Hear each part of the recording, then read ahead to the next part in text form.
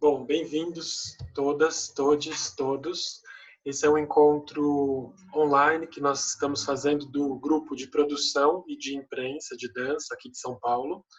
Ele é um grupo que foi criado há 1 ano e meio e tinha como proposta realizar encontros presenciais em espaços onde a dança acontece para reafirmar esses lugares de dança e trocar estratégias para essas duas áreas, né? Produção e imprensa. Acabou que no grupo também tem vários artistas, críticos, programadores de festivais e, enfim, jornalistas. Acaba sendo um espaço para trocas, né? Para a gente pensar algumas estratégias de resistência. Nesse ano, encontro presencial a gente só conseguiu fazer no Centro Cultural São Paulo, em fevereiro ou março. Depois, logo que entrou a pandemia, a gente tem feito online e agora a gente tem feito encontros temáticos, né? E o encontro de hoje a gente vai ter como tema pesquisando o lugar da branquitude na luta antirracista na dança. Agradeço desde já aos nossos convidados, que vão ser Cleia Plácido, Rodrigo Cabreira e Thalma Salem. Deixa eu só ver se tem mais alguém aqui na sala de espera. Eu vou fazer uma apresentação breve dos nossos convidados. Para quem chegou e não pegou orientações gerais, eu pedi só que no momento das partilhas e perguntas, que a gente tente falar pausadamente, porque o Rodrigo é argentino, para que ele possa compreender. E a gente vai fazer o seguinte: quem sentir de falar nesse momento que a gente abrir para partilhas, eu vou pedir que se inscreva pelo chat. Então coloca lá, quero fazer a minha pergunta, para a gente ter uma lista, tá bom? Então eu vou ler aqui o currículo dos nossos convidados. Cleia Plácido é artista da dança, professora, budista e tem formação como educadora do movimento somático, Body Mind Movement. Moradora do bairro Cangaíba, em São Paulo, iniciou seus estudos no Espaço Viver e depois no Estúdio Nova Dança. Bacharel e licenciada em dança pela UAM, estudou especialização Sistema Laban-Batene-F na Faculdade Angel Viana, no Rio de Janeiro. Atuou como coordenadora e artista educadora no PIA e de outros programas artísticos pedagógicos na periferia de São Paulo. Cofundadora do Núcleo de Dança Menos Um Invisível, a partir de 2018, passa a desenvolver pesquisas sobre direitos humanos e imigração através do projeto Naufrágios. Desde então, vem investigando e estudando espontaneamente questões da diáspora africana, racismo estrutural e descolonização no campo das artes e das ciências humanas. Atualmente, desenvolve o projeto Mergulho, com o coletivo Menos Um Invisível, contemplado como o 28º edital de fomento à dança de São Paulo. Também participa do Conselho da Cooperativa Paulista de Dança e colabora com o movimento A Dança se Move.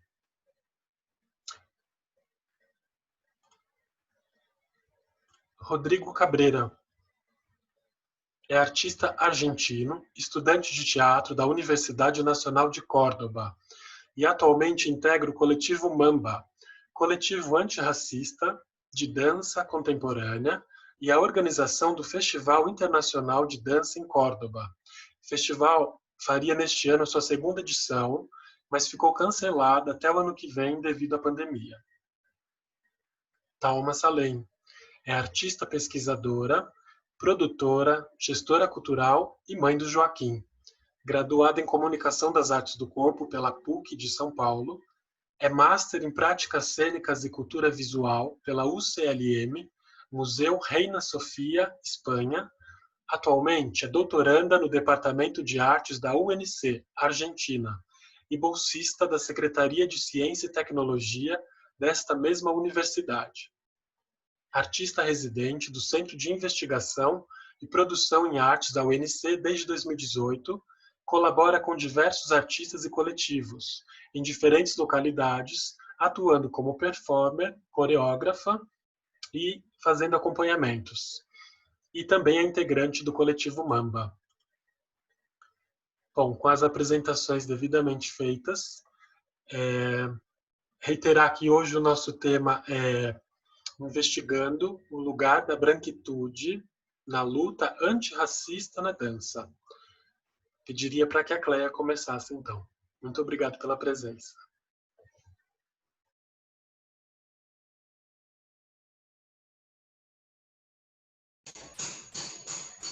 Bom dia, pessoal, tudo bem? O tema é investigando o lugar da branquitude na luta antirracista. E olhando pelo tema, talvez seja meio estranho eu estar aqui abrindo a mesa, abrindo a conversa, mas talvez mais para fazer perguntas do que para trazer respostas, né? Mais para estimular esse questionamento do que para trazer respostas, porque as respostas não são minhas, né? Eu acho que as respostas são de quem está nesse lugar da branquitude. Eu estou buscando as minhas enquanto lugar da negritude, junto com os meus pares, né? Os meus pares do povo preto. Mas eu acredito, cada vez mais tem sido claro para mim o quanto que essa relação é importante, né? O quanto que é importante estimular que a branquitude também, que as pessoas brancas também questionem e também tenham um olhar crítico para a branquitude. Então, eu acho que o convite desse encontro é este estímulo, né? É propor essa conversa, é propor essa troca de ideias. Então, para abrir, eu vou trazer um pouco da pesquisa que eu tenho desenvolvido, eu posso dizer que desde 2018, né? Mas antes de 2018, me caíram muitas fichas, mas foi em 2018 que eu conheci, que eu tive minha primeira amiga africana, né, que foi a Duduzo. A Duduzo, ela veio para cá, para o Brasil, como mula, né? Acho que todo mundo sabe, né, mais ou menos. Mas ela foi descoberta enquanto artista dentro da penitenciária, né? E uma artista excepcional, uma cantora maravilhosa, mas não vou falar um pouco sobre essa questão que é bem complicada, né, essa questão da imigração, mas eu vou trazer um pouco a Duduzo como amiga africana, né? Então, assim, era uma época em que nós estávamos iniciando esse processo de pesquisa e em torno da questão da imigração. E o que me saltou aos olhos, né, é como que eu estava olhando o povo africano. E como eu estava olhando o povo africano sendo uma descendente de africanos, né? E aí foi todo também esse lugar de me localizar, né? De começar a me localizar e de descobrir o que é esse continente que eu sabia tão pouco, que eu conhecia tão pouco, né? Eu sei que a África do Sul é um país, mas eu não sabia que o continente africano tem 54 países, né? Com culturas e tecnologias e pensamentos diferentes, peculiares uns dos outros. E aí, eu também passei a pesquisar, também dentro da arte, né? Comecei a pesquisar os artistas africanos. E os artistas africanos e artistas brasileiros, né?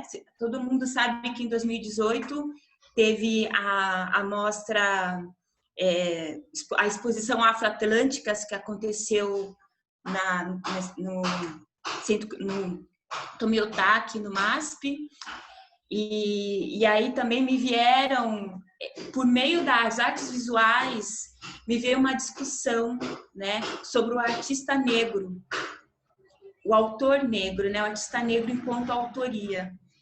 Então, tudo isso também para falar, eu estou pincelando coisas, né, assim, é muito pouco tempo para falar de de um processo, e nem vou conseguir falar tudo, mas espero que a gente possa falar em outros lugares e em outras oportunidades. Mas tudo isso também é para falar a visão que se tem da África, e que uma pessoa que me trouxe referências muito interessantes foi a Rosana Paulino, que é uma artista visual brasileira, importantíssima, e ela fala do racismo científico, né? E o racismo científico, ela fala do racismo científico enquanto artista, e já considerando a arte como uma ciência, e eu acho que a gente também pode considerar, né, a dança é uma ciência, né? A dança é uma área de conhecimento. Então, olhando para a dança enquanto área de conhecimento, a gente vê que dentro da dança tem um racismo científico, né? Então, é um racismo científico que é, como eu diria, que é herdeiro, né, de uma visão de mundo que olha para os outros povos que não são os europeus como selvagens, né? Então eu vou colocar os povos indígenas, vou colocar os povos africanos. Então, quando à medida isso é algo, eu só estou colocando, eu estou indo bem lá embaixo, né? Eu estou indo na raiz das coisas. Eu estou indo antes do tráfico negreiro. Eu estou indo para o olhar que os europeus tinham das pessoas, como os povos europeus olhavam para as pessoas de pele preta, né? Então a palavra negro, a palavra preto é uma palavra inventada pelo europeu, né? Pelo branco, e isso gera, além das questões do científico, né? O racismo científico, o que ele faz? O racismo científico privilegia um lado do conhecimento, né? Privilegia uma tecnologia, um modo de fazer, um modo de ver o mundo, um modo de perceber as coisas e um modo também de expressar as coisas, né? Expressar o que você vê no mundo. E esse modo de expressar as coisas acabou se tornando muito evidente na dança, né? Na dança, a gente tem... Vou colocar na dança, e eu falo da dança também colocando um olhar de como eu vejo o corpo, né? Então, a gente vê o homem virtusiano, né? O homem virtusiano... Tem uma imagem dele, mas acho que a gente não vai conseguir colocar aqui, talvez não dê tempo, né? Mas o homem virtusiano é aquele, né, que tem tá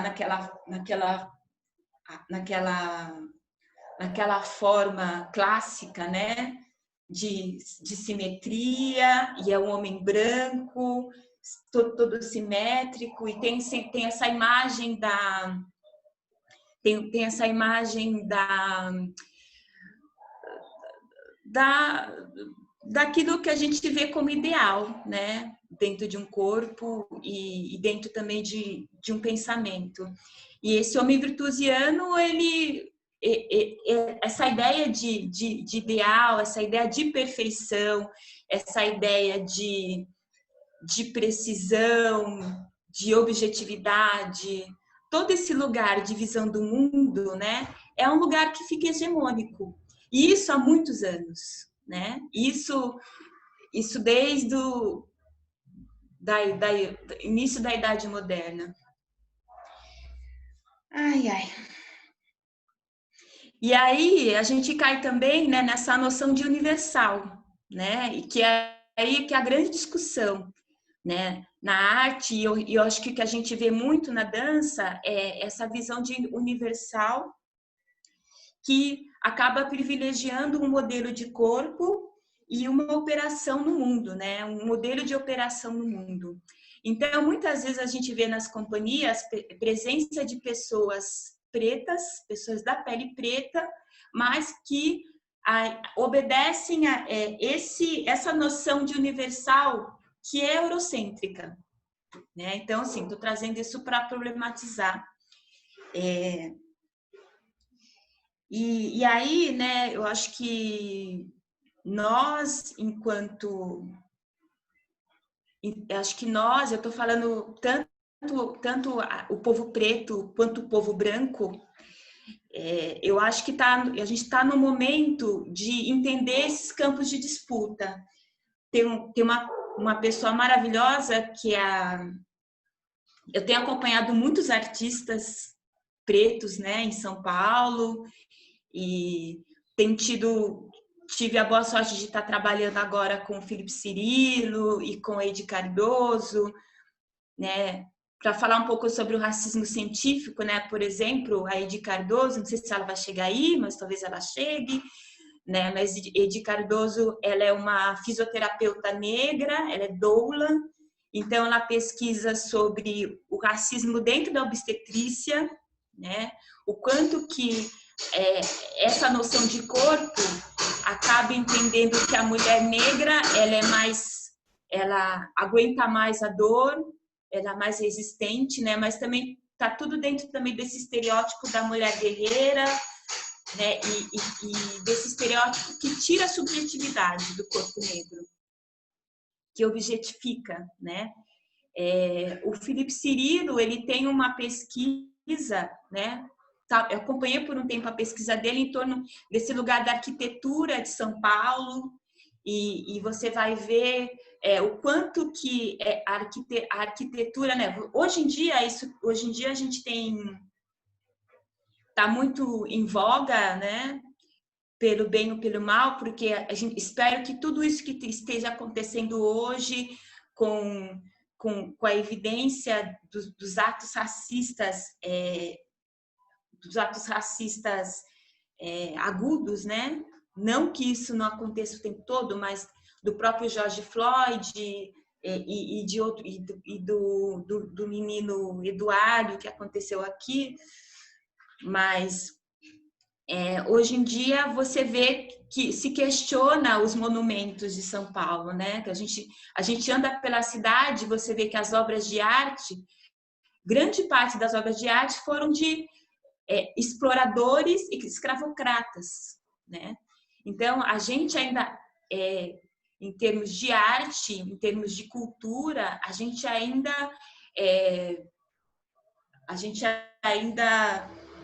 tem um respeito, reverencia escravocratas, a gente reverencia sem questionar, né? Então, assim, Vitor, se eu passar muito, você dá um toque, tá? Mas, então, eu acho que é um lugar de questionamento. E eu estou nesse momento de questionamento, um momento de um questionamento também epistemológico. Eu, enquanto artista, né? E aí a gente vê, né? A gente olha também um pouco para o nosso processo de criação na dança, né? E o quanto que, por exemplo, a gente tem que rever a história da dança, né? Porque a história da dança, ela também olha, ela olha quando fala da dança, a dança do mundo, a gente vê o mundo a partir da Europa e Estados Unidos. A gente não vê o mundo que inclui o Brasil, que inclui a África, que inclui a Índia e tantos outros povos que estão fora desse lugar de universal. E assim, falando de motes para a criação em dança, que muitas vezes a gente utiliza artistas visuais, trabalhos ou linhas filosóficas, que na maioria das vezes são de artistas europeus ou são de filósofos europeus, né? É o Merleau-Ponty, é o Deleuze, é o Nietzsche, enfim, é o Van Gogh, enfim, infinitas. Eu, dentro da minha linha de trabalho de pesquisa, dentro do Menos o Invisível, eu dentro da minha história, né, enquanto criadora na dança, eu sempre fui atrás desses artistas e dessas referências, dessas epistemologias, né? E hoje eu tenho questionado. Hoje, eu acho que para a gente mudar as coisas, a gente tem que fazer um esforço, né? A gente tem que descondicionar o olhar, a gente precisa descondicionar a percepção, a maneira de perceber as coisas, a gente tem que se olhar, se ver pensando e analisar como a gente pensa, analisar como a gente percebe o outro, para ver o que a gente consegue mudar enquanto artista. Porque a gente forma opinião, né? A gente forma opinião como professor, trazendo um modelo de corpo, trazendo um modelo de perfeição ou de execução de movimento. E a gente forma opiniões em cena, né? Convidando pessoas para trabalhar. Hoje eu, enquanto artista da dança, numa posição de poder, como estou nesse momento, né, que é ser diretora de uma companhia e ter o privilégio de escolher com quem eu quero trabalhar, né? Então eu olho e falo, não, mas quantas pessoas pretas tem na equipe de produção, né? Quantas mulheres têm filho, né? Então eu acho que é um lugar de a gente está num momento, né? Quantos gays, né? Quantas pessoas LGBTs, quantos trans, né? Então a gente tem que começar a rever esse modelo que nos foi colocado e que privilegia uns e não privilegia outros, né? Quantos corpos gordos, né? Eu acho que tudo isso tem que ultimamente, não enquanto moda, né? Enquanto evento, mas acho que é um lugar da gente começar a se estruturar, né? A buscar colocar os pés em outros solos para ter outras construções. Para além dos códigos de movimento, eu acho que a gente tem que começar a buscar outras epistemologias, né? Então, convido vocês a conhecer os artistas africanos, a buscar filmes africanos, né? A Nigéria tem elas têm tipo uma espécie de Nollywood, né? Eles chamam, né?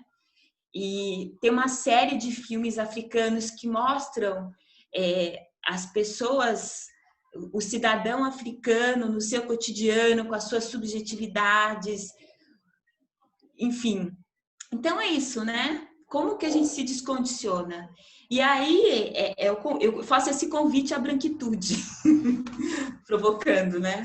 É um convite à branquitude, né? Vamos sair do nosso lugar, descondicionar. Eu acho que acredito que as pessoas que estão aqui, por estarem aqui, né, já tem um outro movimento em relação a esse tema de discussão. E termino a minha fala dizendo que essa luta contra o racismo não é só o povo preto que tem que fazer, né? Então a pergunta é: será que o que o povo branco pode fazer nessa luta contra o racismo, né? E é isso. Tem várias perguntas, né? Eu acho que todo mundo deve ter várias perguntas aí para se fazer a si mesmo. E acredito que e também tem várias contribuições. Então, eu estou acreditando muito nessas contribuições e tenho lido muito Ailton Krenak e lido muito não, né? Estou iniciando uma leitura dele, estou começando a conhecer o trabalho dele e como que a gente adia o fim do mundo, né? E eu acho que é esse voltar para o trabalho colaborativo, sair do individualismo e tentar fazer as coisas em conjunto, mas é fazer as coisas em conjunto entendendo o lugar de cada um dentro dessa contribuição, né? O lugar do povo preto e o lugar do povo branco nessa luta antirracista, tá bom? Então, acho que é isso que eu tinha que falar. Depois a gente vai conversando um pouco mais. Clay, eu queria só te fazer uma pergunta antes da gente abrir no geralzão, que a gente ainda vai ter a explanação da Thalma e do Rodrigo, mas você falou muito da questão de como o racismo estrutural, né? Como ele atinge, inclusive, a dança. Mas eu fiquei talvez curioso em saber se você pudesse partilhar um pouco da tua experiência, né? Você sendo uma artista aqui na dança em São Paulo, eu te conheci num contexto estudando a técnica do contato improvisação, né? Eu não sei se ela ainda hoje é a sua técnica que você utiliza para a criação, mas se você pudesse falar como você percebe na dança em São Paulo esse racismo. É um racismo científico. Eu percebo o racismo. Eu vou colocar aqui, porque não adianta eu colocar.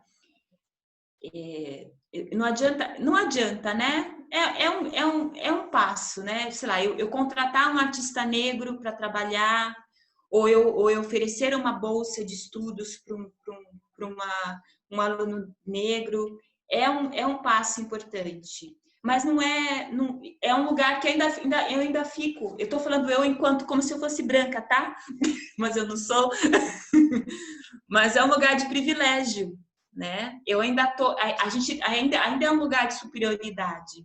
Então, eu acho que o racismo científico se dá quando eu acho que a minha cultura, que a minha forma de ver o mundo, eu estou falando eu enquanto Europa, eu enquanto homem branco, né? Nesse lugar bem hegemônico, mais hegemônico que a gente possa imaginar.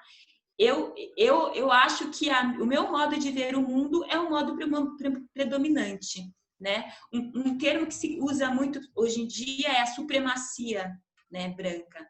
Então, não adianta eu oferecer bolsa, eu só oferecer bolsa, ou eu oferecer um espaço dentro da minha companhia, se eu também não olho, por exemplo, para o continente africano e para a cultura afro-brasileira, e se eu também não queria também um lugar um pouco mais equalitário, intelectualmente falando. Esse é o meu ponto de vista. Mas existem outros, né? Esse é o ponto de vista que eu trago e é um lugar que eu tenho investigado. Eu tenho investigado esse lugar também numa companhia em que tem artistas brancos e artistas pretos, né? Então é isso. Bom, acho que a Cleia deu a contribuição dela nesse primeiro momento, depois a gente volta com a Cleia. Pode ser assim, Cleia? Sim. E pensando nesse formato de partilhas, né, de experiências, a gente tem também dois artistas aqui, que são a Thalma Salem e o Rodrigo Cabreira. Quem perdeu o comecinho, depois eu posso colocar aqui no chat o mini currículo dele, apresentações, mas um pouco da ideia seria também que Rodrigo e Thalma, que são artistas, a Thalma brasileira, né? Thalma morando na Argentina, e o Rodrigo, argentino. Então, eles têm uma experiência que eles talvez vão partilhar conosco de uma ação antirracista. Aí vocês fiquem à vontade para fazer a explanação de vocês, por favor. Oi, gente. Bom dia. Eu sou o Rodrigo e peço desculpa por meu português, primeiro que nada. Agradeço pelo convite aqui ao Vitor, a Cleia.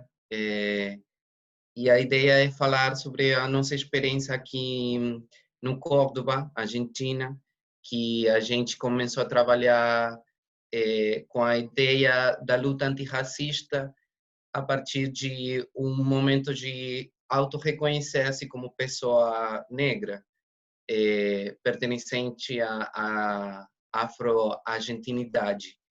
E, primeiro, contextualizar para vocês que a ideia de afro-argentino é uma ideia que não é muito estendida, que não é muito trabalhada, que o povo tem uma narrativa de construção histórica que tem a ver com a descendência dos barcos europeus, com a descendência da imigração. Então, a diáspora africana na Argentina não é uma um lugar de identificação para o povo.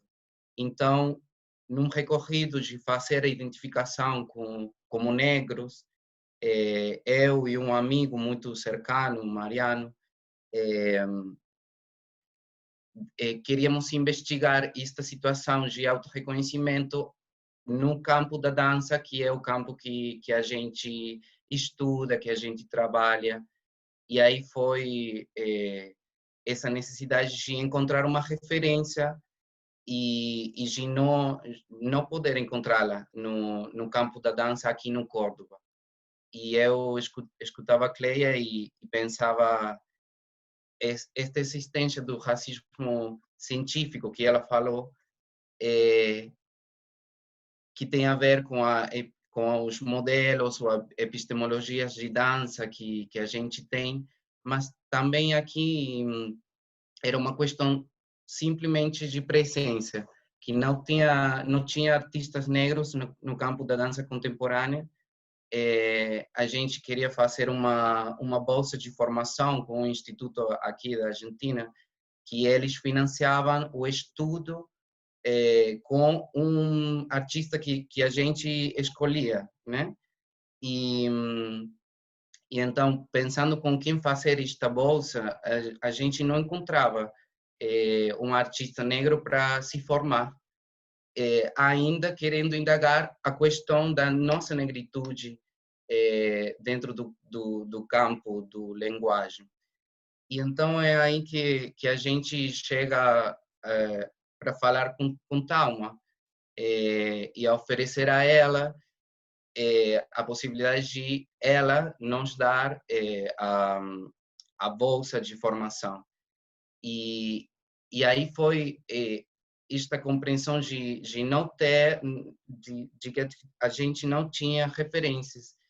E essa era uma questão bem importante, porque era um ponto de partida, né? Para a gente se pensar, para pensar a própria negritude, pensar este caminho de construção, de identificação, sem referências. Pelo menos aqui na Argentina, não tinha desenvolvido estudos que relacionem a questão da negritude e da dança contemporânea.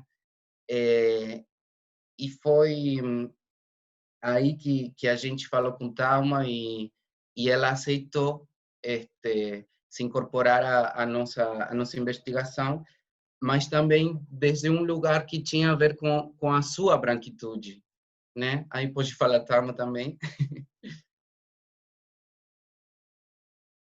A gente pode falar meio junto, talvez, que por favor. quando a gente fez uma reunião aqui na minha casa e eles disseram que estavam interessados em estudar dança contemporânea e performance, e por isso sabiam que eu trabalhava com isso, e que estavam interessados em tematizar a negritude. E eu disse, gente, mas eu não tenho ferramentas para isso. Vamos procurar alguém. Não é possível que não tenha ninguém. E a gente procurou, e na dança contemporânea a gente não encontrava. Os textos eram de pessoas brancas, tanto aqui como em Buenos Aires, em outros lugares. Foi assim, a gente pesquisou o que a gente conseguiu pesquisar e a gente não encontrava. Então eu disse, vamos entrar com a galera do Brasil. Então, e aí a gente começou a compartilhar material. A gente desistiu da ideia de formação e fez uma espécie de grupo de estudos e leituras, onde a gente leu primeiro um texto do Rodrigo Severo, onde ele fala de algumas performers negras no Brasil. A gente viu os trabalhos da Michelle Mathieusi. Enfim, a gente começou a ver textos da Lully, vídeos da Lully, vídeos de outras pessoas no Brasil, muitas feministas negras, o movimento feminista negro tem. Aí a gente começa a ver assim, estando fora, a gente começa a ver a força que tem, né?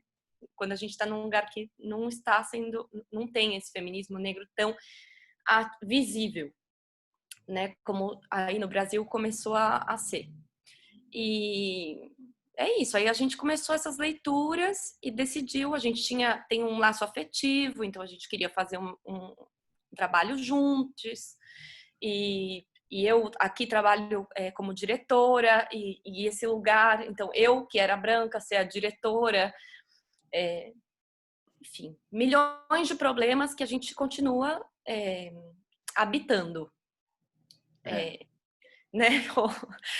E também, isso que a Clélia falava, das referências, de como, então, não reproduzir o imaginário hegemônico sobre os corpos negros no nosso trabalho. E organizar, ver quais são essas organizações do sensível no que a gente está trabalhando, que não reproduz essa hegemonia, gente.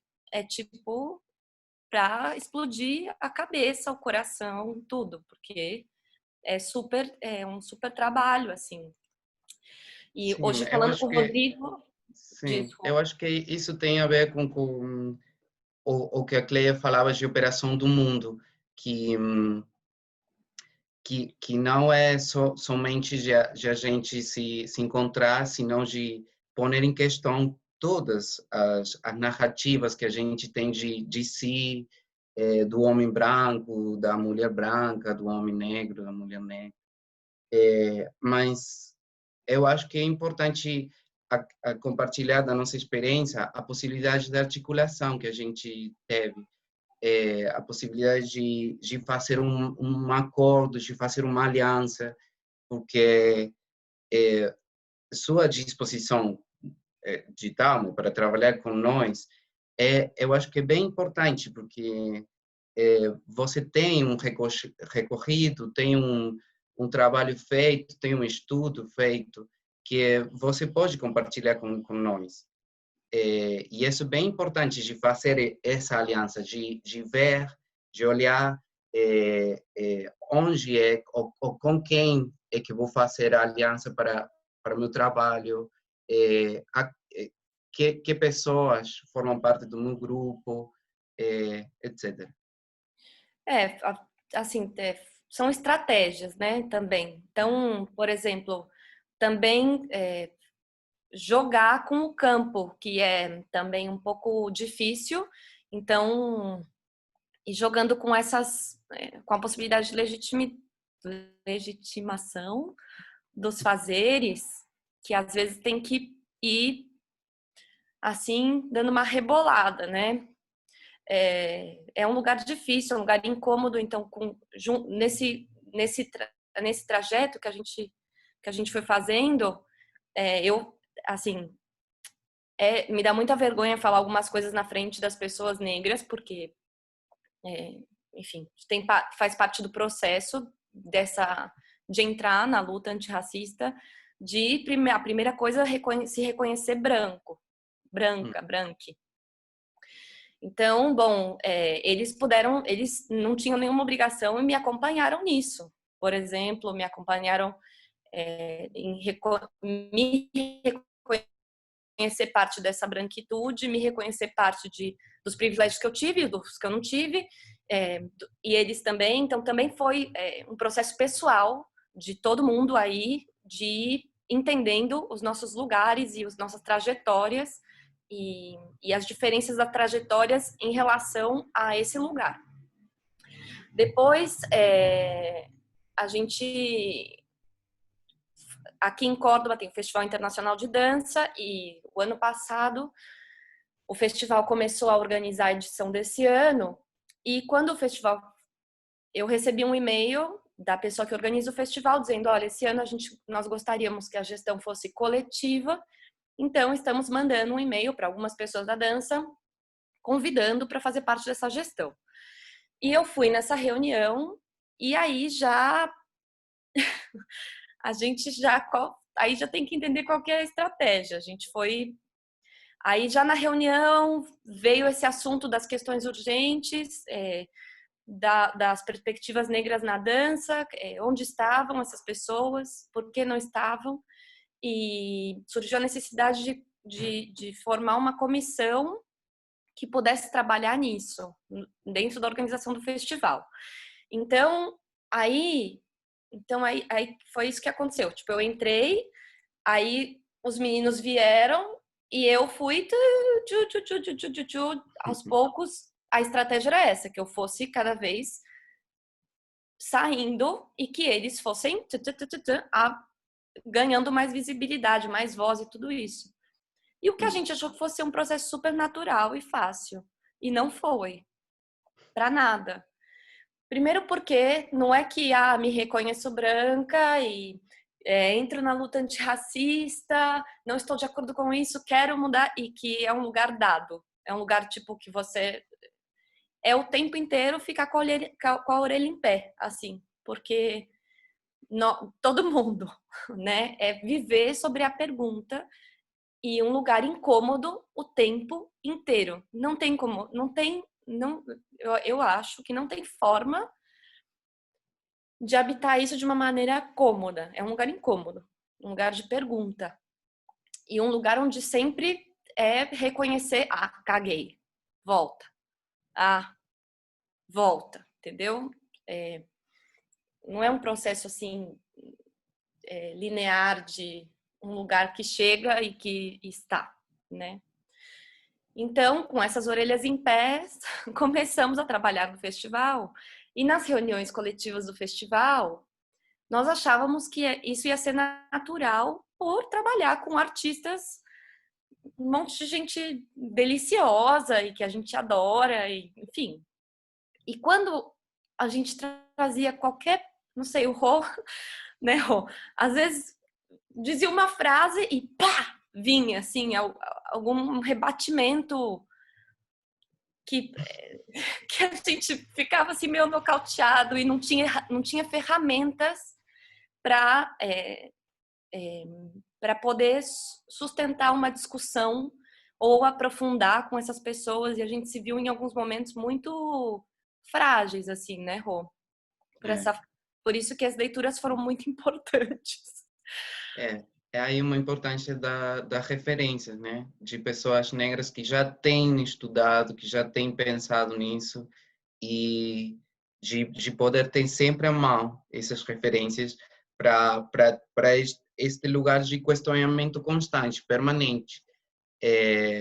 Eu acho que isso é bem importante, que a gente deu por sentado, né? Por uma coisa dada e não, todo o tempo tem que voltar, tem que compartilhar, tem que estudar, tem que profundizar. Eu acho que Cleia falou disso, de profundizar os lugares de cada quem. Isso foi bem interessante, porque foi um processo muito simultâneo e acompanhado de ir reconhecendo os lugares de privilégios, os lugares de prejuízos que implicam a questão racial entre a gente. Alma, só uma ponderaçãozinha, desculpa te interromper. Se vocês pudessem, em algum momento da fala de vocês, dizer, porque assim, vocês não encontraram essas referências na Argentina. E aí você começou a pesquisar referências aqui no Brasil, a Luciane Ramos Silva. E eu sei que em algum momento aí da experiência vocês chegaram no Alisson Amaral, é isso? E no Leandro. Sim. Sim, então, aí a gente no festival, trabalhando assim, a gente decidiu que fechar um festival internacional e tem uma convocatória aberta. Então, ia ter uma convocatória aberta onde iam selecionar artistas de outros países e daqui também e tal. E a gente achou importante essa comissão convidar artistas negros para trazer essa referência. E aí convidado estava o Hugo Rojas, né? Rojas. Sim, do Paraguai. Que é do Paraguai. O Alisson Amaral, o Leandro Souza. E a Luli, a gente não conseguia terminar porque a Luli tinha uma agenda muito louca, mas a Luli acompanhou a gente durante um tempo. Também, assim, dando essa força de articulação. E para nós era importante o Alisson e o e o Leandro como referentes de artistas que desenvolveram um trabalho solo. O Leandro fazia um tempo que o Leandro tinha ganhado o prêmio pelo Sismos e Volts. Então, trazer as pessoas para compartilhar sobre os seus trabalhos. Assim, não tinha nenhuma intenção a gente tinha uma mesa para falar sobre perspectivas negras na dança, que a gente tinha alguns convidados e convidadas de outras áreas, e também aqui da Argentina. Aqui na Argentina tem alguns coletivos que estão pensando isso, sim, não é que não existe, é uma discussão incipiente no campo da dança. Existe a Mesa Afro aqui na Universidade de Córdoba, existem alguns coletivos, 8 de novembro, outros coletivos em Buenos Aires, que a gente também foi conhecendo, mas que não estão trabalhando dentro da dança contemporânea, né? Então, a ideia era juntar um pouco esse pessoal e ter uma conversa entre todos, onde o Alisson e o Leandro pudessem contar sobre seus processos de criação, como eles criaram, né? Era essa a ideia do convite do Alisson e aliás, agradecer, porque tem gente aqui que contribuiu no financiamento coletivo para trazer os meninos. E, bom, estamos com isso aí, esperando as fronteiras para poder realizar isso. Mas tinha alguma coisa importante que eu ia falar do festival, que era... O agora me trabalho perdi. da convocatória, eu acho. Da convocatória. Isso. Que é uma situação que eu acho que dá uma ideia do lugar, do pensamento sobre a identidade negra aqui no Córdoba e especificamente no campo da dança. Que a gente, depois de criar essa comissão de perspectivas negras na dança, dentro do Festival Internacional de Dança, com outras questões urgentes como o gênero, o territórios, etc., a gente faz uma convocatória para artistas que se considerem negros e negras e que façam dança contemporânea. E a convocatória, eu acho que foram... Nem era de dança Não, contemporânea. nem é. Não é Nem dança era dança contemporânea, é verdade. era dança. Era só dança. E quanto tempo tive a convocatória? 3 meses? 4? Não, acho que foram 2 ou 3 meses de Ok. convocatória aberta. E depois disso, a gente só tinha 3 trabalhos apresentados dentro da Comissão das Perspectivas Negras, mas nenhum desses tinha a ver com o lugar de pessoas negras fazendo dança. Claro, eram pessoas brancas tematizando dança afro, outras, assim, sempre bailarinas brancos, né? E aí a gente percebeu que tinha um trabalho prévio a fazer no festival, que não era só abrir uma convocatória e falar, olha aqui esse lugar, porque as pessoas não se identificavam com esse lugar. Então, a gente tinha que ir, a convocatória talvez não estivesse chegando nessas pessoas, porque talvez a convocatória tenha se movido só pelo campo da dança contemporânea, ou pelo campo da dança, que é um pouco mais ampliado, mas que talvez as pessoas não se reconhecessem neste nome, Festival Internacional de Dança. E também, como o Rodrigo falou, da história da Argentina, que, bom, ele sabe muito mais que eu, o projeto de branquização da população argentina deu muito mais certo que no Brasil. Então, essa questão de reconhecer-se como pessoa negra é um processo que às vezes as pessoas vão se reconhecer negras adultas, né? Ou então elas descobrem que elas são negras porque as pessoas chamam ela de negra. É uma história diferente, um contexto diferente do Brasil. Então, também a gente entendeu essa problemática que apareceu na convocatória. E prévio a isso, Mariano, Rodrigo e um outro artista da dança negra aqui, que é o Leandro Quinhões, a gente começou a articular uma coisa que primeiro chamava Círculo de Palavra. Círculo de Palavras, sim. Aí a gente Rodrigo, articulou... Vou fazer só uma interrupçãozinha, só para a gente atentar para a questão do tempo. Tá. Então, eu vou sugerir vocês irem construindo esse final, tá bom? Tá. E o Círculo de Palavra era, então, era assim, uma estratégia pré-festival e pré-convocatória também, né, Rô, eu acho. Pré-convocatória de conhecer as pessoas negras, de encontrar pessoas negras. Então, que se reconhecessem como negras. Então, saiu a gente decidiu que a gente ia difundir, difundir diz... difundir esse encontro, dizendo, vamos se encontrar só, igual tem aqui é bem comum, tipo, encontro feminista, encontro de mulheres, encontro não sei o quê. Pô, vamos fazer esse encontro também. Aí, antes da gente fazer o encontro, a gente teve uma reunião onde o Mariano disse, Thalma, eu acho que você não deveria estar na reunião. E eu fiz, quê?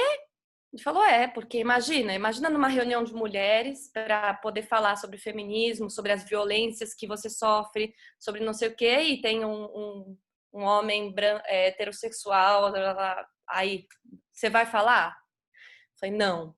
Ele falou, então, é verdade. Aí eu me retirei do Círculo de Palavra, eles seguiram, e hoje chama Conversa Negra, né, Rô? Aí a gente pode finalizar com a Conversa Negra, não sei, aí você pode finalizar. Sim, mas eu queria aportar uma coisinha, que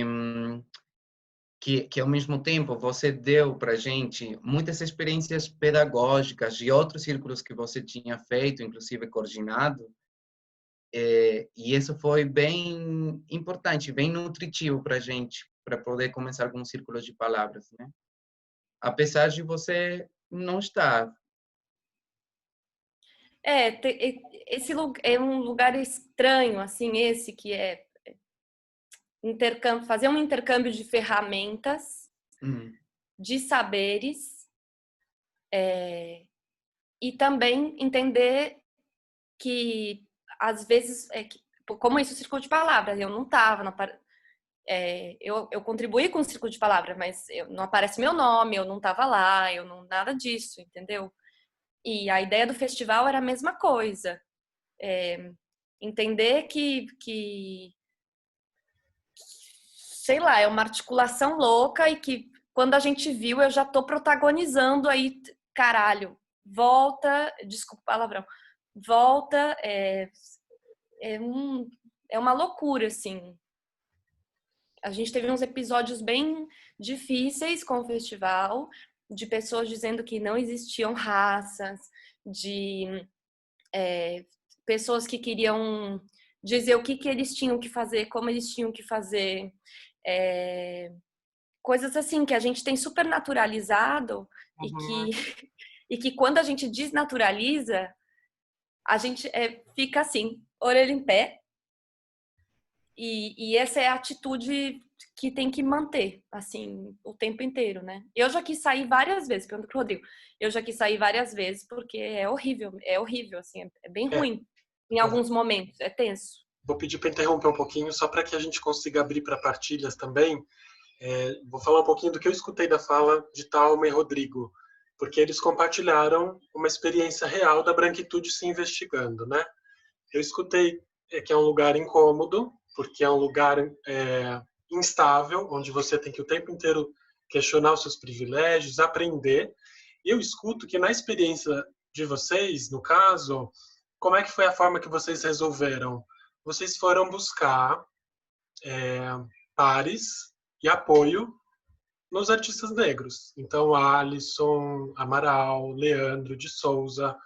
Eu entendi que vocês resolveram, aspas, né? Porque não tem resolução definitiva.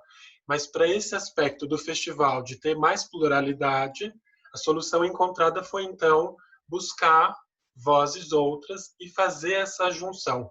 Que acho que é um pouco que, em alguma camada, a gente talvez esteja fazendo aqui, né? Porque esse tema proposto pela Cleia, da gente investigar a branquitude, eu vou dizer como co-criador aqui desse nosso evento, em vários momentos eu me vi nesse lugar de incerteza.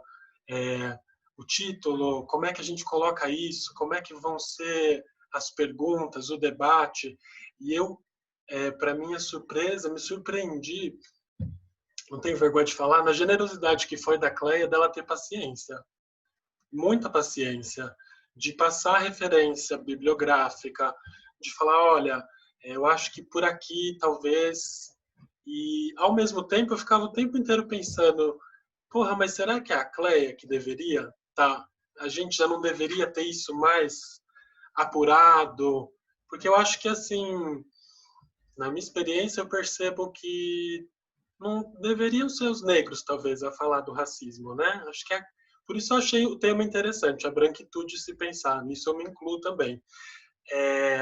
A gente já está 11h30 agora. Queria checar com a Cleia se ela se sente confortável em talvez fazer uma outra fala, se ela gostaria de propor alguma dinâmica, né? Porque a gente conversou de talvez a Cleia propor uma respiraçãozinha antes de a gente abrir para partilhas. Eu não sei se ela quer fazer isso agora ou no final. Então, Cleia, fica à vontade. Esse ambiente virtual é estranho porque você não consegue ver as respirações, as tensões das pessoas. Mas eu acho que a gente poderia abrir para o diálogo e fechar talvez com uma respiração. O que vocês acham? Então, vamos lá. Só uma ponderaçãozinha, Clé, antes da gente abrir. Peraí. A gente está falando, acho que eu falei no iniciozinho, que o Rodrigo é da Argentina. Então, quem for fazer perguntas, arguições e contribuições, só tentar falar na medida do possível mais pausadamente, para que ele possa nos compreender. E para que a gente tenha assim uma democracia, né, de fato, eu vou pedir para que as pessoas se inscrevam pelo chat. Então, quem quiser falar, escreve aqui no chat para a gente ter uma lista, tá bem?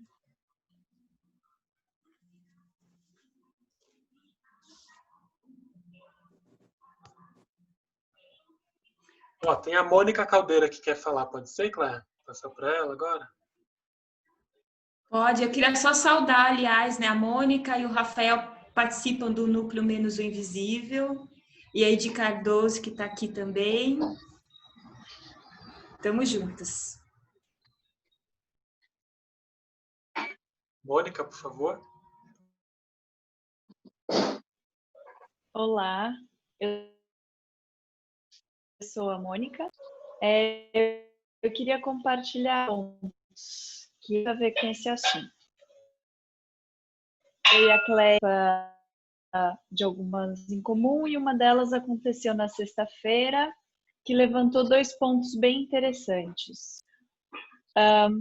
Tem uma questão que é a mudança, então a gente estava pesquisando sobre esse lugar da mudança, que é quando fatos e coisas acontecem de fora que mudam uma situação. E tem um lugar interno que é uma Tá falhando transição. aqui, eu queria tentar mudar, mas estou com medo de perder. Eu sei. Então, essa transição é como... Ups. Vou de novo. Então, que a transição é esse processo individual, que a Thalma, eu adorei essa expressão de levantar as orelhas, né, orelha em pé. Então, é um processo de transição e que ele acarreta, ele vai para um mão de certezas e valores para você poder reconstruir outras certezas e valores. E aí eu vou aproveitar para exemplificar no grupo da produção o que eu entendo como uma boa produção. Eu faço produção para muitos professores e de muitos cursos. E eu fui entendendo a longo prazo que, para mim, o bom lugar ou um lugar favorável da produção era que tudo tivesse planejado, organizado e fluindo o suficiente para que eu nem precisasse aparecer.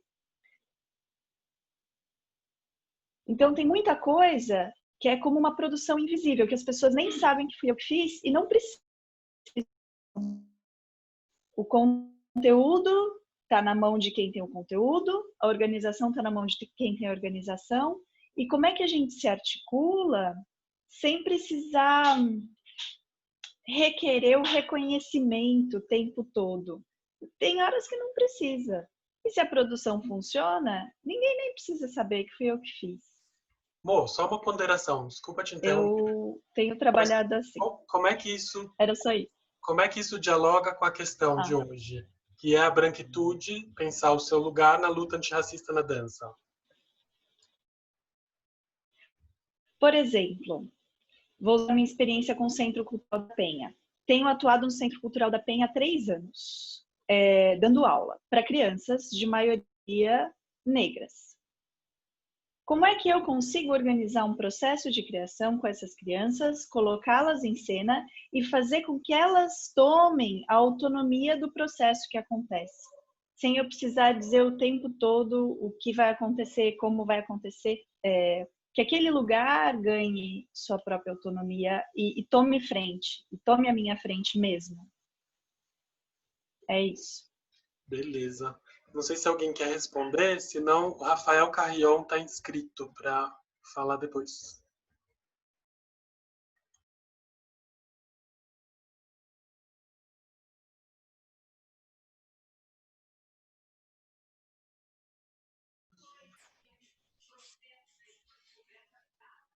É interessante que a Mônica traz esse lugar da produtora de conhecimento, a produtora artística, né? Na verdade, seria a diretora, seria a coreógrafa, né, Mônica?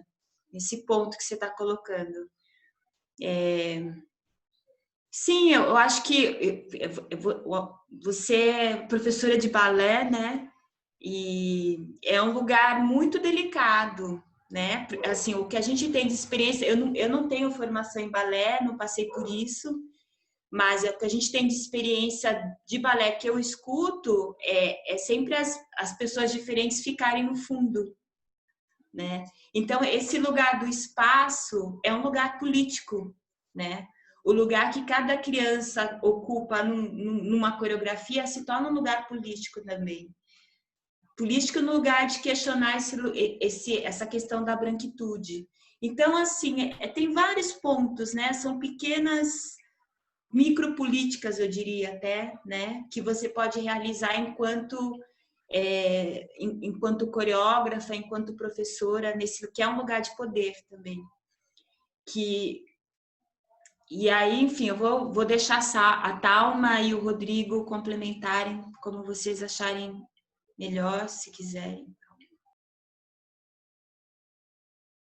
Será que a gente precisa responder? Porque talvez outras partilhas podem surgir, sabe? Então, o pedido é para o Rafael continuar. Rafael Carrion. Olá, gente, bom dia. Eu trago aqui um ponto de vista, eu acho que dos intérpretes de dança, né, nessa interação com outros intérpretes, com outras racialidades, com outras histórias, porque eu percebo que na minha educação como artista de dança, existe uma educação para o protagonismo, né? Esse protagonismo que nos é educado através dessa branquitude que protagoniza as coisas. Então, como eu acho que um esforço muito difícil e muito grande que eu percebo nessa tentativa antirracista na produção e na elaboração de criação, é não tomar essa frente, né? Porque a gente é educado para estar sempre protagonizando as coisas. Então, como não, nessa interação, também não frear esse impulso de protagonizar, sempre protagonizar e como tomar conta dos processos, e porque eu percebo que essa formação, ela cria ferramentas para que a gente seja protagonista, né? Ela cria estrutura para que a gente seja sempre protagonista, né? Como artista branco. Então, eu acho que isso é um ponto que tem que estar sempre sendo refletido, assim, pela gente artista, para que a gente consiga realmente fazer uma interação real e não só um exercício de protagonismo e desse salvacionismo branco, que é o comum da atitude antirracista da pessoa branca, é esse salvacionismo, né? Acho que era isso que eu queria colocar como ponto. Obrigado, Rafael. A Silvia Aragão fez um comentário via chat Não sei se ela gostaria de falar ou ler essa colocação que ela fez. Silvia, você está aí? Oi, Vitor. Oi, querida. Oi, gente. Bom dia. Na verdade, eu fiz pelo chat porque se eu for tomar a palavra, eu vou falar um pouquinho a mais, vou me estender, né? Então, fica mesmo essa provocação que eu coloquei aí, se caso tenha mais tempo, no final, eu queria colocar outros pontos a se pensarem, já que a gente traz como proposta a branquitude, ter esse olhar de dentro para nós aqui, né, da negritude. Então, você pode ler para eles, por favor, porque eu não consigo ler e falar ao mesmo tempo aqui.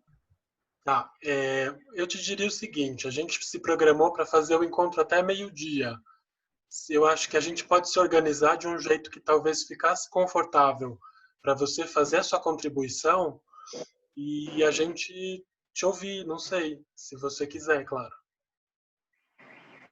Alisa, consigo perguntar. Eu vou fazer a pergunta, depois eu deixo a contribuição se sobrar tempo, né? Tá bem. Então, eu fico me perguntando aqui quanto os artistas brancos, de fato, se permite acessar a produção preta, que está efervescente, em seus territórios.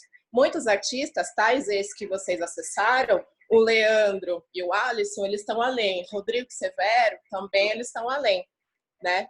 Ou isso só é acessado quando convém, né? Convém para um projeto, convém para um momento, para uma ocasião, seja ela de modismo, seja ela por um momento de afinidade aí política. Porque a gente só tem acesso quando a gente tem conhecimento. Quem normalmente detém um conhecimento logo de imediato são os brancos. Quem normalmente consegue acessar outras fontes e lugares são os brancos. Então, será que vocês se permitem acessar esses lugares? Aí vocês não é só os convidados que estão aqui, os brancos que estão presentes, né? Porque a partir, se quando a Cleia me fala que ela traz as referências da europeia, porque essas referências são dadas e são mostradas como modus operandi para todos aqueles que iniciaram numa determinada geração em dança, né? Por que essas outras referências não podem se tornar em voga? Eu acho ruim tirar o protagonismo de vários pretos que estão aí produzindo academicamente e artisticamente, mas eu vejo a branquitude podendo contribuir com esses acessos também. É isso. Sim, Silvia, eu acho que na nossa experiência ficou bem evidente isso que você está falando. Porque se você pensar nesse além, os exemplos que eu dei aqui, para mim, não são um além. Por quê? Porque são pessoas que eu conheço, que eu convivi, que eu estudei junto, que eu tive acesso à produção e tipo, o trabalho da Michelle eu acompanho desde o começo da faculdade. Então, desculpa te interromper. Para além do seu caso aí em Córdoba, eu escuto a fala da Silvia e eu concordo em um certo modo, tá? Que é o seguinte, eu percebo muitas pessoas quando mandam um projeto no Fomento à Dança, tem que colocar carta de anuência de lugares que vão receber os trabalhos. E as pessoas escolhem determinados lugares porque talvez vai ficar bem visto para o fomento como sendo um lugar que dá acesso à periferia e tal, mas eu não sei se de fato essa pessoa vai lá. Em outra ocasião, não fazer a apresentação. Mas é por isso que eu estou dizendo isso, porque eu acho que eu não quando a gente começou a ver essas referências, a gente eu particularmente não fui além do meu lugar de conforto, entendeu? Do lugar já conhecido. Eu compartilhei o que o que era o conhecido, o que era um lugar de conforto. E realmente eu acho que tem uma efervescência de artistas negras que estão aí, e é uma coisa que a gente fala muito aqui, que certamente existe e a gente não está sabendo onde, a gente não está chegando a informação na gente, uma coisa assim. Então, foi aí que a gente começou esse trabalho de tentar buscar essas pessoas. Por isso que eu falava do além, entendi o além da Silvia um pouco também de sair desse lugar de conforto. Não sei, assim, foi isso, Silvia? Tem esse lugar que é da zona do conforto, mas eu estou falando de uma produção que não privilegia também os mesmos, né? Porque às vezes são os poucos que têm acesso ao grande métier da produção da cena da dança, e são esses que acabam sendo circulados e lembrados, sendo que tem um circuito de produção muito maior, né? Muito maior. Então, uma coisa que eu trago sempre é como, e fico pensando toda vez que eu me exponho em fala pública ou para pessoas, como a gente cria essas intercalações, mesmo respeitando as diversidades locais de atuação.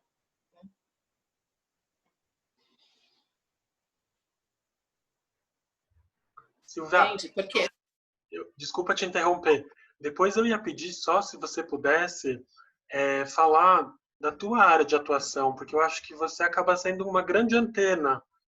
Embora nem todos nós saibamos, eu acho que o papel que a Silvia desempenha na dança aqui em São Paulo é muito importante.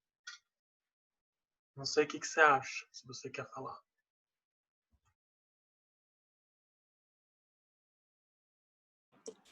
não acho que seja o momento de falar de mim, mas eu acho que dentro da oportunidade que eu tenho e que eu agradeço diariamente por todos que me deram essa oportunidade, é trazer redes de fortalecimento de interlocução, né? Como que a gente constrói isso?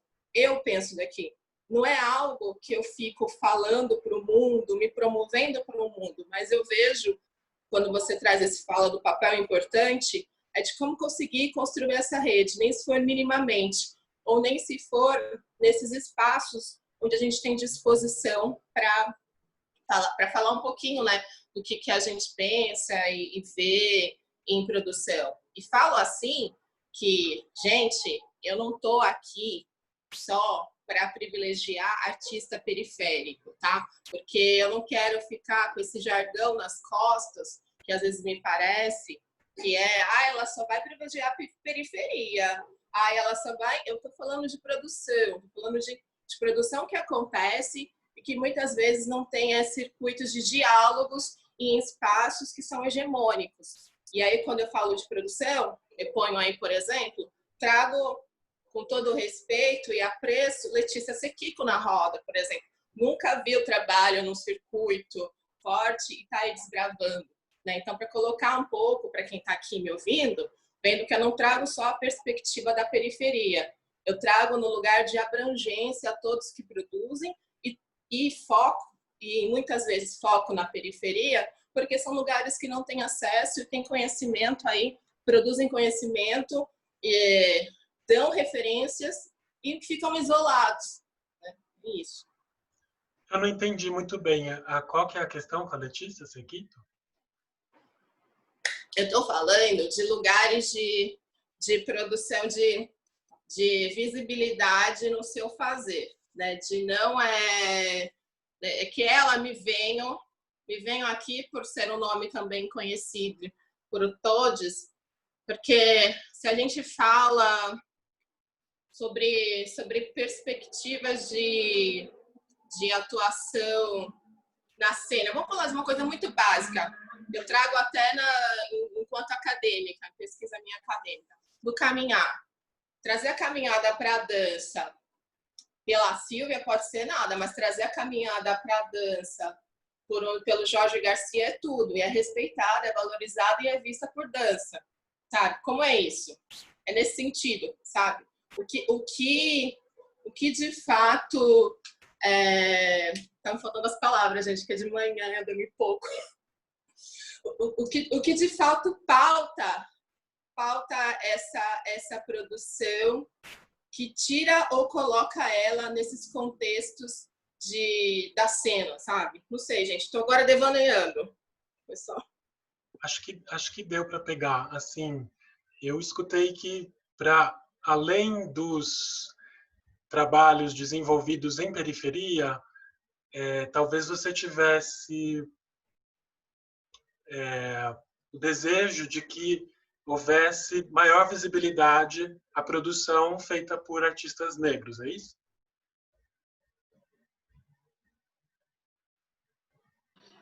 Ai, gente.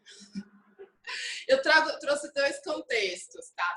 São dois contextos. Tem esse contexto dos artistas negros da periferia para dar visibilidade e tem um contexto de artistas que são independentes que fazem suas danças, sabe? E tem seus modos e meios de produção.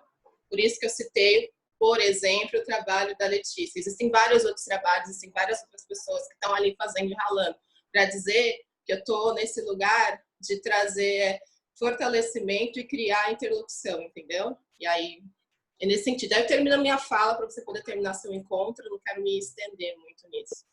Tá, só para quem não sabe, a Silvia trabalha no CRD, que é o Centro de Referência da Dança aqui de São Paulo, é isso, Silvia? Isso, Tá. mas eu tô aqui falando como Silvia, Ótimo. Silvia, artista e pesquisadora da dança. Eu gosto de reforçar isso. Beleza. Gente, vamos aproximando do meio-dia. Não sei se a Cleia quer propor sua proposição, Cleia. Você falou que tinha umas imagens que você queria trazer. Alguém mais quer falar alguma coisa? Ficou com alguma coisa, alguma vontade de falar algo e... Eu fiquei com uma vontade, na verdade, mas não sei se a pessoa vai topar. Mas era saber da Tica, que está aqui, não ia perder essa oportunidade, de dar uma cutucada como é que tá a coisa aí na Bahia, Tica. Se quiser falar. Oiê.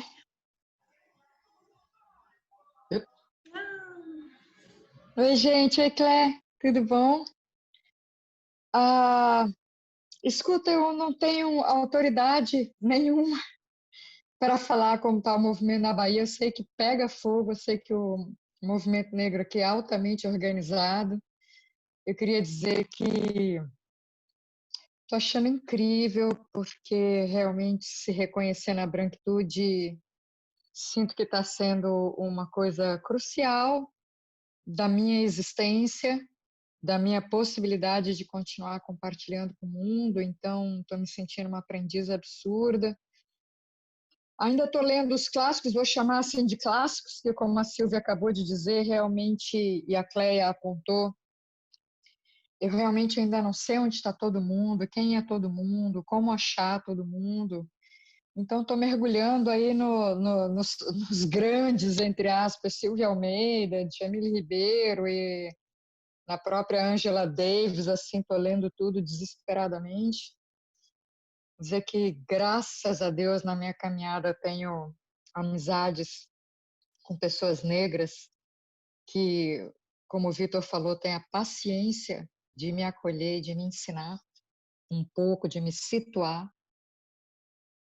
E, por acaso, eu sou bastante amiga do Eugênio Lima e da Roberta Estrela d'Alva, que lançaram aí com outras pessoas, mas eu sei que eles são bastante protagonistas desse Com racismo não há democracia, né? Vocês devem estar sabendo, não sei como é que isso é visto por todos. E com essas acabei entrando num grupo, um link num grupo sobre esse assunto aqui na Bahia. E pega fogo. Eu nem dou conta de acompanhar, eu realmente não tenho muitas das referências de verdade, de quem é quem lê, quem escreve, universo mesmo, sabe? Né? Do mundo negro, se é que eu posso falar isso. Todas as palavras como estão de orelha em pé, né? E, ao mesmo tempo, ontem, lendo, fazendo o dever de casa, fui ler o texto que a Cleia sugeriu, e acabei me estendendo e fui lendo outras coisas, uma referência foi levando a outra, acabei dando de novo na Djamila Ribeiro. Em algum momento ela falou, não vamos ter medo de falar racismo, negritude, branquitude, estamos precisando, né? Porque está um pisar em ovos, com medo da mágoa, com medo de estar errado, com medo de politicamente estar errado. E, na verdade, eu mesma vivendo um medo tremendo de ver e reconhecer o meu racismo, eu que me julgo não racista, entre aspas, o que é que eu estou dando conta na luta anti-racismo, e ao mesmo tempo apavorada, porque eu tenho, por exemplo, um afilhado negro, e fico apavorada de ter uma atitude racista que vem de dentro da minha alma, porque minha avó era racista, claramente, eu cresci ouvindo da minha avó mesmo coisas horríveis sobre os negros. Então é tudo muito desafiador e eu só tenho a agradecer, e que eu não estou tendo nenhuma autoridade para realmente falar de nada nem ninguém. Eu sei que o movimento é lindo, é realmente lindo, eu estou sentindo um empoderamento muito forte e com uma batalha muito injusta, né? Porque quando a coisa está na arquitetura estrutural, eu vivo isso sendo mulher, eu vivo isso sendo homossexual, conheço uma curvinha disso, vivi isso sendo de uma alternativa de linguagem, por ser da improvisação, né? Hoje em dia está meio comum e chique, mas na minha juventude, quando eu trouxe a improvisação, realmente também foi muito preconceito. Então, tudo é preconceito, preconceito, preconceito. Está tendo esse assunto, eu sou artista marcial, mulher no tatame, tudo isso, sabe?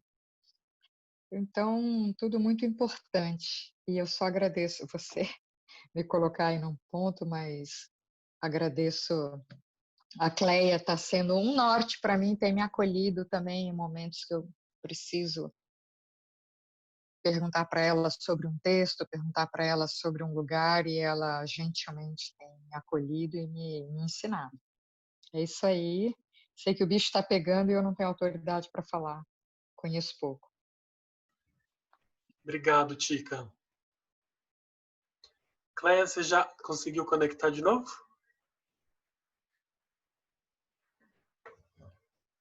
Que a Cleia tinha caído. Tinha acabado a minha bateria, gente. Computador. Eu tô aqui no celular agora. Então, vamos chegando perto do fim, Cleia. Você quer propor algo? Quero, vamos.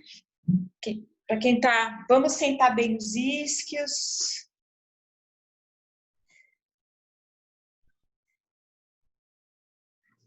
Apoiar bem os pés no chão, na terra. Sentir a terra.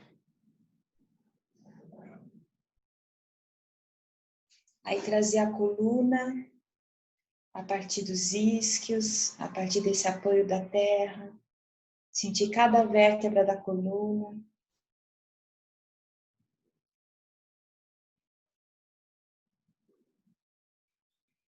Observar se o teu corpo precisa de algum movimento para distensionar. Quem ficou muito tempo parado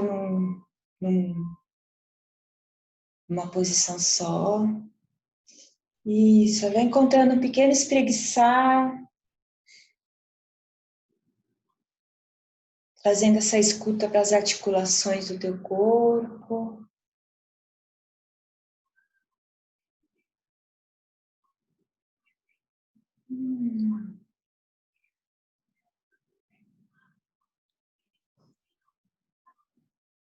Observa se a sua mandíbula está tensa. Vai trazendo movimento para a sua mandíbula. Para os músculos da tua face. Deixando o seu cérebro descansar dentro do crânio.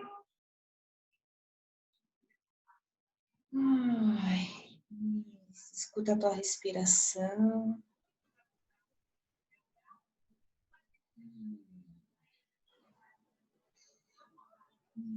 Isso. Devagar a gente vai acalmando.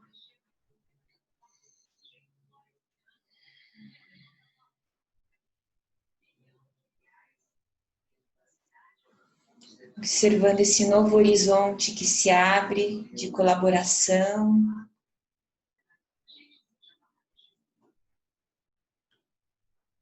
De escuta e de autoescuta também.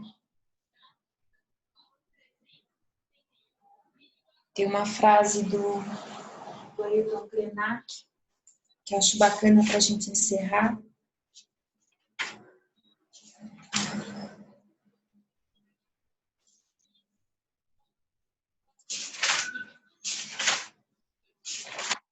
Vou procurar aqui.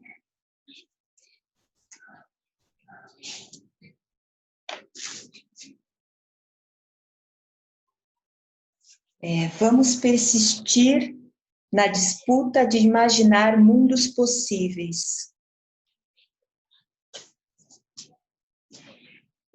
É isso, gente. Acredito muito nesse entendimento.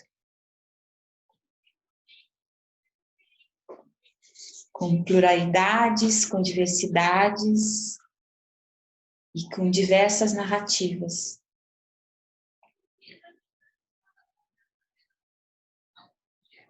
Obrigada.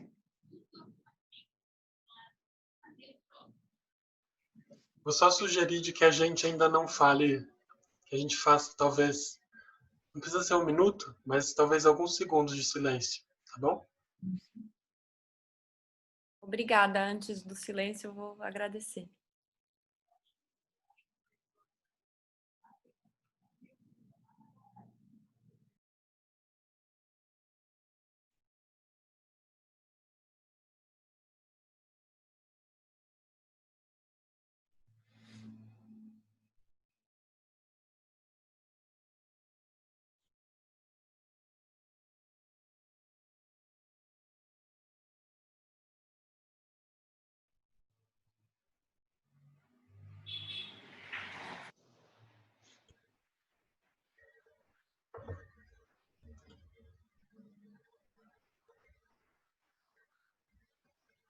Bom, gente, acho que é isso. Então, dizer que esse encontro faz parte de uma série de encontros, né, do grupo de produção e imprensa de dança. É um grupo WhatsApp. Se alguém tiver interesse em participar, fazer parte também, dá uma chamada aqui no chat, eu vou ficar ainda mais alguns minutinhos. Aproveito já para também convidá-los para o encontro da semana que vem, que vai ter como tema modos de fazer dança no exterior. E aí vai ser com a Denise Namura, Thelma Bonavita, com a Thalma, que está aqui com a gente, e com a Marta Quisperrone. E senti de checar se Thalma, Rodrigo, Cleia tem ainda mais algo para dizer. Eu também agradecer a vocês pela possibilidade de trocar, de ter aí um contato, né? Obrigado.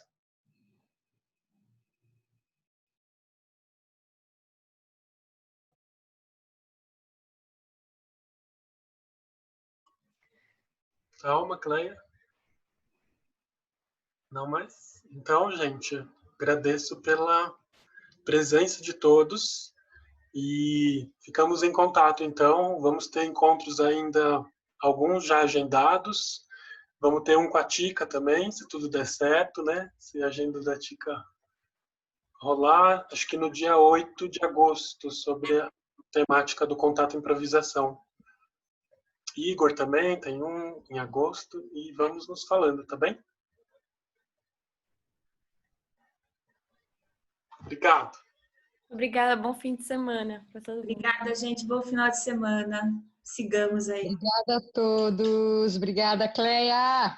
Obrigada, Saudade. Tica. Também. Beijo. Tchau. Semana pelo encontro, gente. Muito bom. Obrigado, Silvia. Tchau, gente. Beijo para todo E a gente mundo. aparece. Obrigada. Tchau, parabéns, Cleia. Feliz nosso dia sempre. Né? Cleia, fizemos uma jam possível.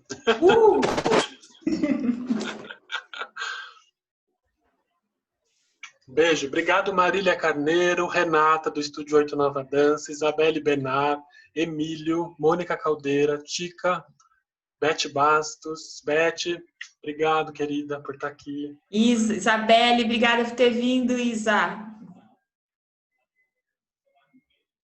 Tá quietinha. Edi lançou aí uma sugestão de bibliografia bem interessante aí, né?